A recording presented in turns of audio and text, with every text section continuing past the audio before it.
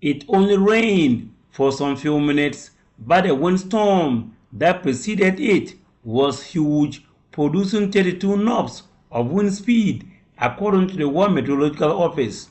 It caused major destruction to properties worth thousands of Ghana cedis. A huge fig tree had its roots uprooted by the score and partly crashed into a metal container located at the agri-quarters on the Imam bin Sali Street.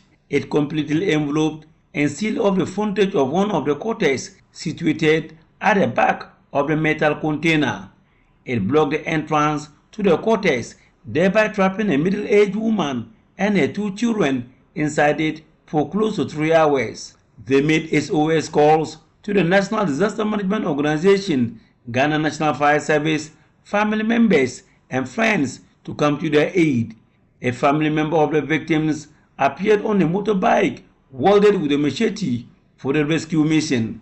It took him less than a dozen of minutes to cut off the sprawling branches of the tree that sealed off the entrance to the building. Within a minute, the trio secured their safety, personal freedom, and came out unscarfed in droves. One of the children who died told me how it happened. I was inside with my mom and my younger brother around 7 o'clock to 7:30. Then it was about to rain and it started with a heavy storm and it dig down from the roots and it fell and trapped us inside. We weren't able to come out. We were frightened and at the same time we were shocked. We didn't even know what to do.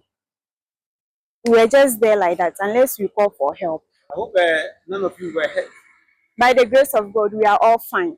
Though there were no personal hurts, part of their metal container was mangled with some items at the shop destroyed. It fell on the roof of our shop and then it spoiled the shop. Behind the shop, everything spoiled from inside. This is about a sieve metal container to have been crushed into by a tree in a month in the municipality as a result of a windstorm. One municipal chief executive, Alhaji Isanu Dawana, who visited the scene to ascertain for himself the extent of damage, was shocked to the marrow. Well, it's shocking. You know, disaster is always a disaster, so it's always a shocking situation. We don't always expect it to come. But just as I said, I've observed that the big trees that are causing this havoc in town, I realize that they are old trees, and some are so huge that a little wind can easily uproot the entire tree. So what we'll do is that we'll go around together with network officials, fire service officials, and then the forestry commission, and see how best we can prune some of these big trees to avoid these disasters. He has his advice for the public.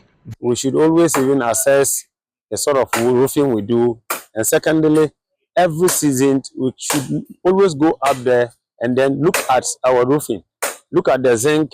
If the nails are getting removed, if the woods are getting rotten, then we work on them to avoid this disaster. The World Meteorological Office says, unlike last year, when the region experienced drought, they are focused on scores of driving rain for the region. Reporting for Joy News, Rafik Salam. Wow.